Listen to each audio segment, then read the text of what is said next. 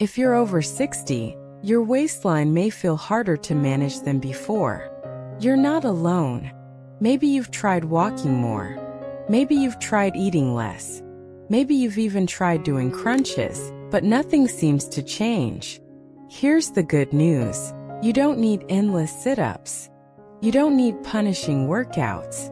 And you don't need to exercise like you're 30. You need a routine that feels realistic. One that helps you move more, build strength, and stay consistent. Today we're looking at 3 simple exercises.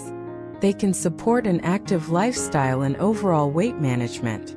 And the 3rd exercise may challenge your legs in a completely different way.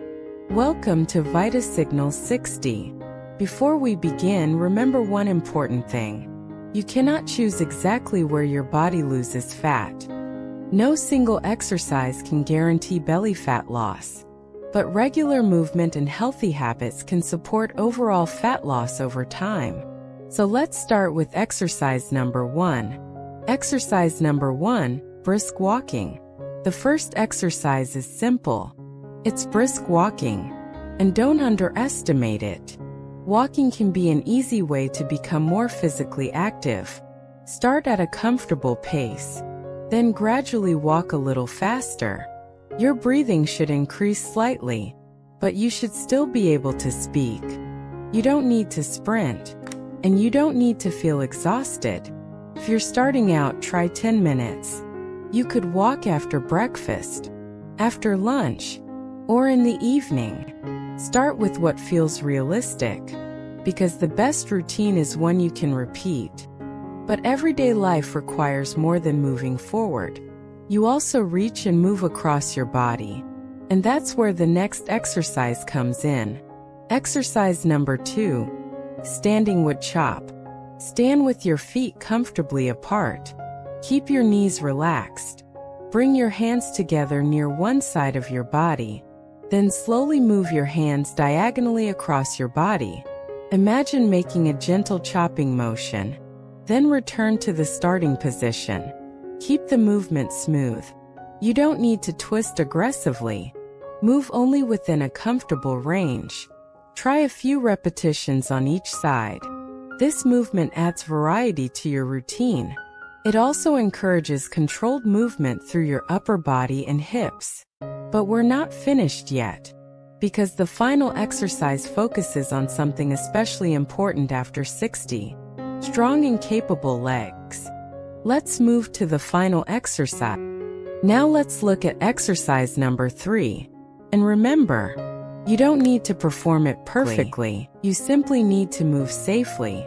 Exercise number 3, supported reverse lunge. Stand beside a sturdy chair or countertop. Keep one hand on the support if needed. Stand tall. Then slowly step one foot backward. Lower your body only as far as feels comfortable. You don't need a deep lunge. Even a small movement can be a good starting point. Then press through your front foot. Carefully return to standing. Pause and regain your balance. Then repeat. Start with just a few repetitions.